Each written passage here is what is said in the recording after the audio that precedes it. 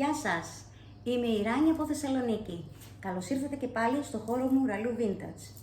Σήμερα, σε αυτό το βίντεο, θα δούμε πώς μπορούμε να κάνουμε τους τοίχους μας μοναδικούς. Με τα υλικά της σειράς Effect Paint της Vintage Paint, θα κάνουμε effect τοίχου και θα προσθέσουμε τρισδιάστατο stencil. Το αποτέλεσμα θα είναι ένας vintage τοίχος γεμάτος γοητεία. Ελάτε μαζί μου να ξεκινήσουμε. Ο τοίχος που θα δουλέψω εγώ είναι αυτή η κολόνα. Οριοθέτησα με χαρτοτενία, όπως βλέπετε, το χώρο που θα δουλέψω. Μέτρησα το stencil που θα βάλω για να χωράει εδώ στη μέση που θέλω εγώ να το βάλω και να το στολίσω. Θα ξεκινήσω λοιπόν με το Primer Effect Paint, το λευκό της Vintage Paint, και θα καλύψω όλο το κομμάτι του τοίχου που θέλω να δουλέψω. Για να το κάνω αυτό χρειάζομαι το πιο μεγάλο πινέλο που έχω αυτή τη στιγμή. Υπάρχει και ένα πολύ ωραίο μεγάλο πινέλο της Vintage Paint 10 εκατοστών που είναι πάρα πολύ καλό για τοίχους, απλά δεν το έχω εγώ αυτή τη στιγμή. Οπότε παίρνουμε ένα πολύ μεγάλο πινέλο και θα βοηθήσει πάρα πολύ η σπάτουλα από καουτσούκ της Vintage Paint, την οποία εγώ έχω ήδη χρησιμοποιήσει και χρησιμοποιώ. Η σπάτουλα από καουτσούκ είναι πολύ πιο καλή γιατί δεν δημιουργεί γρατζουνιές. Λοιπόν, αυτά είναι τα υλικά που θα ξεκινήσω. Θα ανέβω πάνω στο γραφείο μου για να δουλέψω. Ξεκινάω λοιπόν από πάνω, παίρνω το υλικό και κάνω σταυρωτές πινελιές.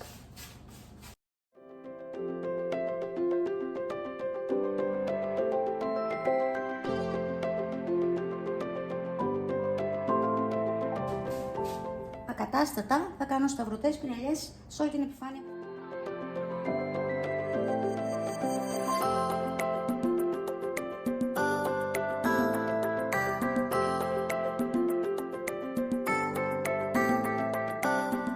Με τη σπάτουλα κάνω ακατάστατες πινελιές όπως βλέπετε και το απλώνω σε όλα τα σημεία. Κάποια σημεία μπορεί να μείνουν ανοιχτόχρωμα. Δεν μας πειράζει, δεν χρειάζεται να είναι καλυμμένος 100% ο τοίχος, τον θέλουμε ακατάστατο.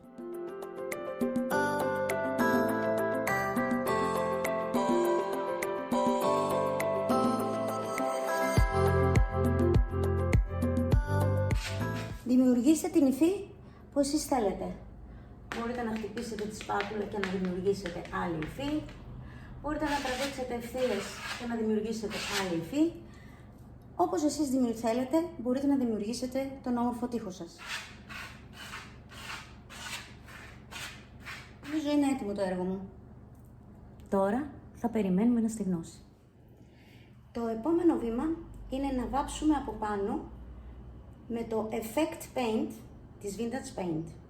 Έχει στεγνώσει καλά ο τοίχος μας και τώρα με ένα στεγνό πινέλο πάλι, γιατί αυτό είναι αρκετά υγρό μέσα. Εγώ επέλεξα το χρώμα το Soft Beige, υπάρχει και σε άλλα χρώματα, το Effect Paint. Θα βάψουμε το κομμάτι που δουλέψαμε. Αυτό είναι μία κρεμούλα που θα την απλώσω.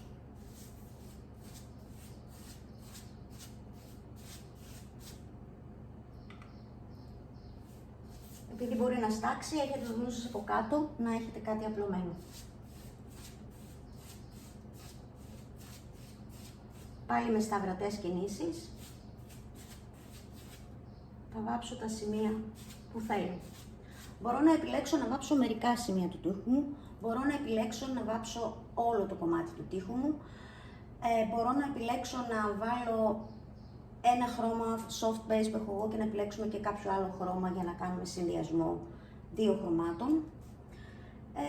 Αυτό είναι στη δική μας διάθεση και στη δική μας οπτική.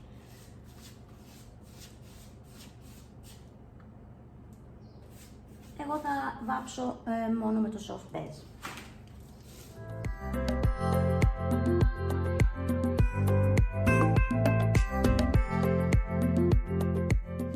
Και πάλι δεν χρειάζεται να είναι βαμμένο όλος ο τοίχος. Εδώ καλά είναι να έχουμε κενά σημεία με άσπρο, με λιγότερο σκούρο μπέζ, με πιο ανοιχτό κομμάτι του μπέζ.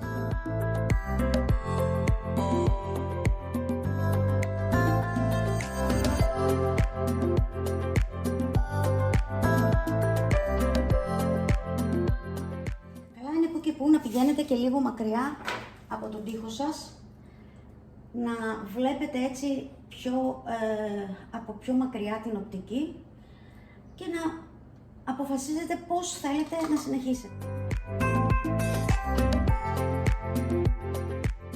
Παίξτε και δημιουργήστε.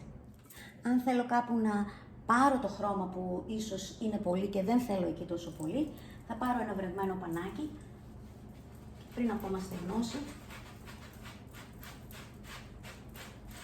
Θα πάρω το χρώμα το πολύ με το βρεγμένο πανάκι και μετά με το στεγνό κομμάτι του πανί θα το σβήσω. Θα βάλω λίγο τώρα πια εδώ.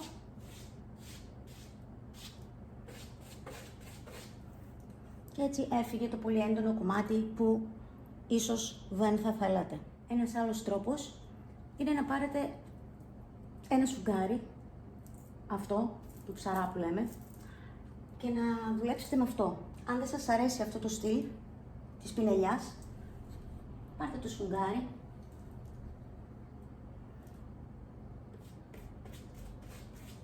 βάλτε τις πινελιές σας και μετά τα μπονάρετε.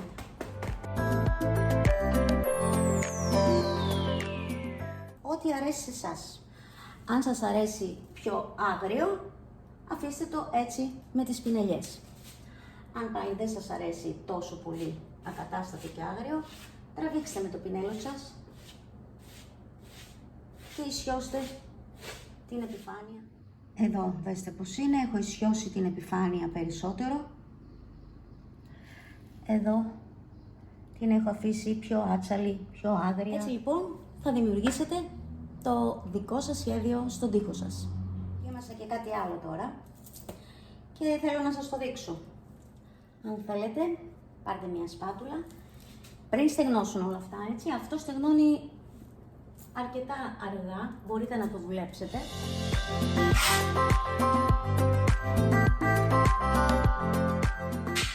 Να το κάνετε σπατουλαριστό που λέμε.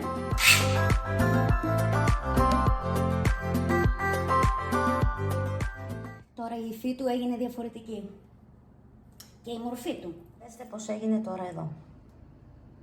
Αυτό το έκανα με τη σπάτουλα.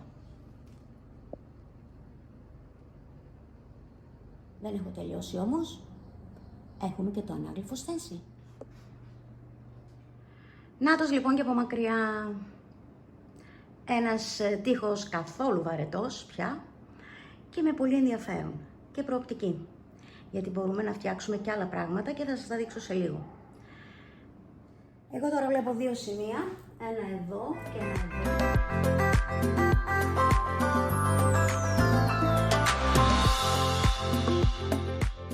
Έτοιμος προς το παρόν. Συνεχίζουμε. Ήρθε η ώρα για το ανάγλυφο στένσιλ. Το στένσιλ που θα χρησιμοποιήσω είναι ένα από τα μεγάλα στένσιλ της εταιρείας. Το έχω βγάλει από τη διαφάνεια. Είναι το stencil Scavellon. Μέτρησα δεξιά και αριστερά με τη μεζούρα σε ποιο σημείο πρέπει να μπει για να το κεντράρω σωστά. Το κόλλησα με τη χαρτοτενία και είναι έτοιμο.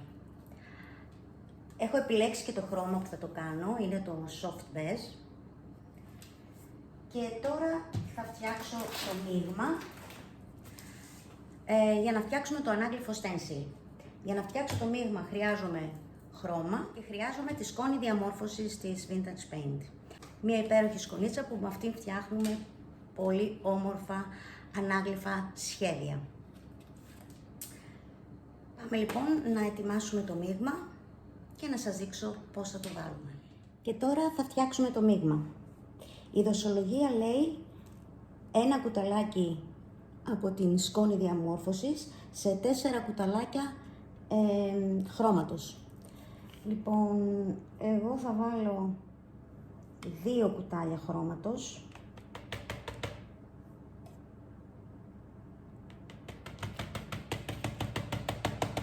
Και μισό κουτάλι σκόνη διαμόρφωσης. Θα πάρω αυτή που μου τελειώνει. Μάλλον θα βάλω 1 κουτάλι. 2 κουτάλια χρώμα και 1 κουτάλι σκόνη διαμόρφωσης. Παίρνουμε ένα ξυλάκι και το ανακατεύουμε πολύ καλά μέχρι να γίνει μια πάστα.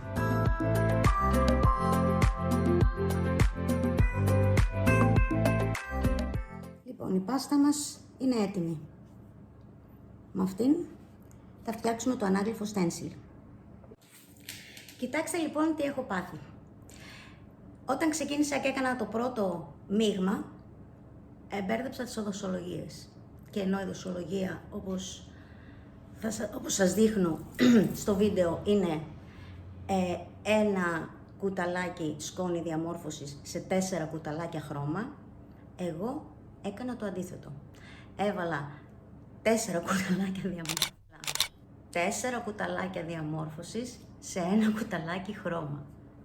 Για την ακρίβεια, σε 1 κουταλιά χρώμα έβαλα 4 κουταλιές σκόνη διαμόρφωσης. Το μείγμα που έφτιαξα κόντεψε να γίνει τσιμέντο. Λοιπόν, και με αυτό ξεκίνησα με πολύ κόπο να το απλώσω στο στένσιλ μου. Αυτό εντωμεταξύ σκλήραινε πάρα πολύ, γιατί ήταν λάθος αυτό που είχα κάνει. Όμως σας το λέω γιατί και κάποιο λάθος να κάνετε, πάντα υπάρχει ένας τρόπος να διορθώσουμε. Έβαζα λοιπόν, ψέκαζα νερό και προσπαθούσα να την κάνω όλο και πιο νερουλή, να κάνω όλο και πιο νερουλό το μείγμα μου. Και έτσι με κόπο και με ψέκασμα και ανακάτεμα και με πολύ κόπο κατάφερα να φτιάξω μέχρι εδώ που είδατε.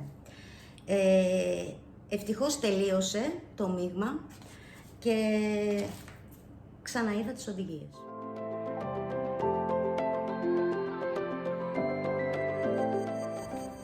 Απλώνω απαλά.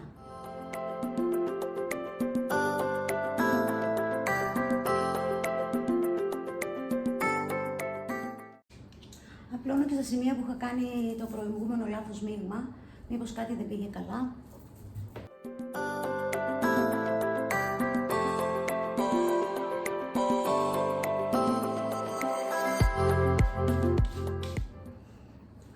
Νομίζω έχω τελειώσει. Ήρθε η ώρα της αποκάλυψης. Ελπίζω να τα πήγαμε καλά.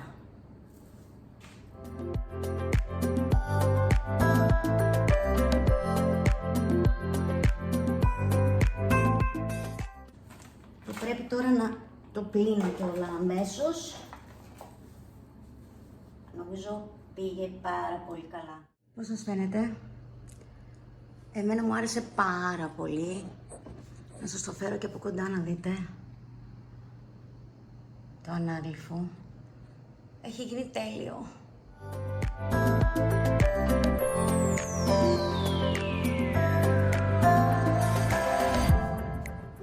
Το που έκανα είναι να βάλω 3 λωρίδες χαρτοτενία. Η μεσαία λωρίδα χαρτοτενίας είναι η στενή λωρίδα, γιατί θέλω να φτιάξω μια στενή λωρίδα σχεδίου, και οι άλλοι 2 είναι από το πιο παχύ. Επιλέξτε το πάχος που θέλετε να είναι η λωρίδα που θα οριοθετήσει το κάδρο σας. Βάλτε στη μέση τη λωρίδα αυτή της χαρτοτενίας και από πάνω και από κάτω βάλτε πάλι χαρτοτενία σε όλο το μήκος, τη μία μετά ακριβώς από την άλλη. Ακριβώς στο χώρισμα. Μόλις θα βάλετε και τις 3 ταινίες, θα βγάλετε τη μεσαία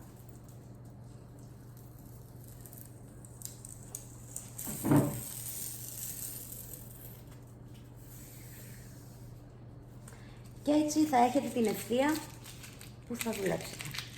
Τι μπορούμε να φτιάξουμε? Μπορούμε να βάλουμε χρώμα κυμολίας και να φτιάξουμε το κάδρο μας με απλό χρώμα. Μπορούμε να βάλουμε μεταλλικό χρώμα. Μπορούμε αντί για χρώμα να οριοθετήσουμε με κάποιο ξυλόγλυπτο. Εγώ αυτό που σκέφτηκα είναι να βάλω λίγο χρυσό.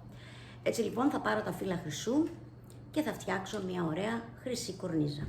Έφερα τα υλικά μου, είναι τα χρυσά φύλλα της Κάσα και η κόλλα Gilding Glue και αυτή της Κάσα από τη Redesign with Prima. Πάμε να δούμε πώς θα τα βάλουμε. Θα ξεκινήσω να βάζω κόλλα.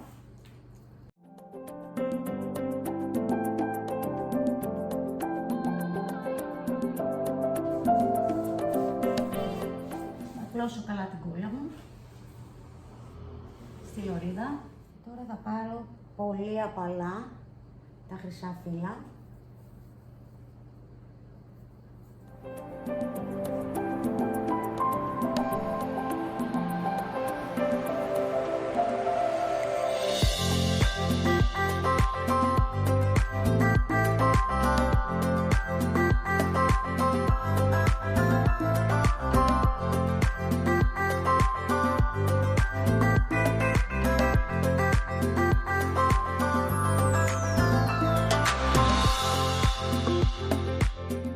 Θα τα αφήσω λίγο να στεγνώσουν και θα κάνω εγώ και την επάνω λωρίδα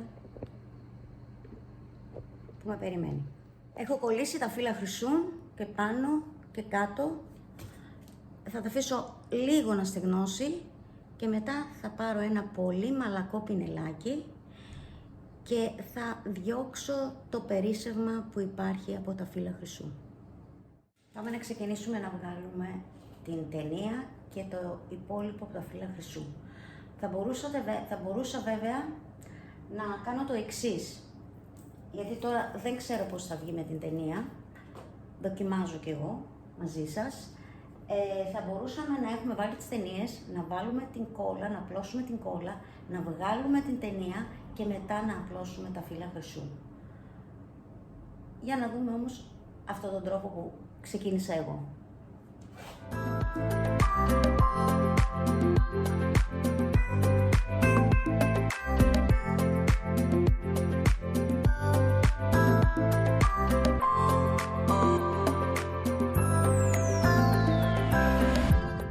Τελικά βοήθησε η ταινία.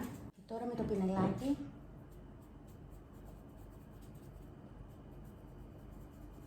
διώχνω τα περισσεύματα. Πολύ απαλά.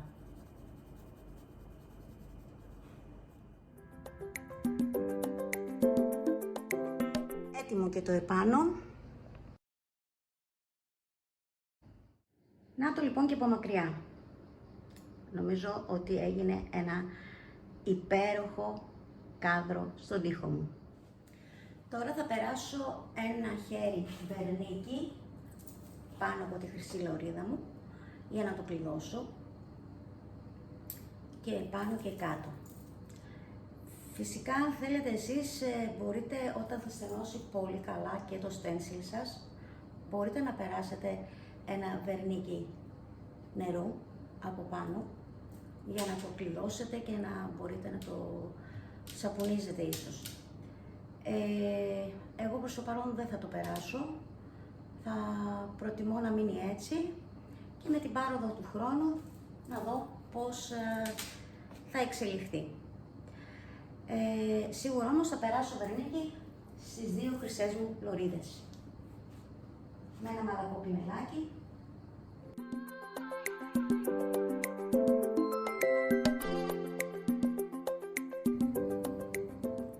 Μου άρεσε πολύ τελικά έτσι. Ελπίζω να άρεσε και σε εσάς. Μην ξεχνάτε να κάνετε εγγραφή στο κανάλι μου, να πατήσετε το κουδουνάκι για να σας υπενθυμίζει τα επόμενα βίντεο μου. Φυσικά τα υλικά θα τα βρείτε στο site μου www.ralluvintage.gr και κάτω θα δείτε τα υλικά που χρησιμοποίησα ένα-ένα. Αυτά είχα να σας πω για σήμερα. Σας ευχαριστώ που με παρακολουθήσατε. Σας περιμένω ξανά στο επόμενο βίντεο μου ή στο επανειδήν.